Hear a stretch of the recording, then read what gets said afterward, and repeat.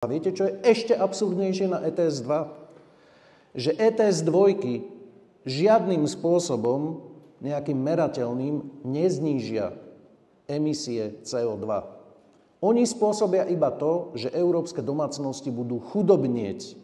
A aby ste si vedeli predstaviť, ako budú chudobnieť, tak Slovenská národná banka síce nerobila žiadnu dopadovú štúdiu na rozdiel od Českej národnej banky, ktorá sa o to aspoň pokúsila, ale urobila štúdiu, že priemernej alebo typickej slovenskej domácnosti rodine, aký prínos prináša členstvo v EÚ. Iba z toho, že sme členmi EÚ. A spočítala to, keď sa to prepočíta na tú rodinu, zhruba na 150 eur mesačne. Prínos.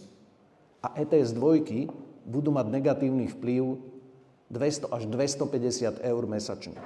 To znamená, zavedenie ETS 2 znamená, že typická slovenská rodina začne na členstve v EÚ prerábať z finančného hľadiska.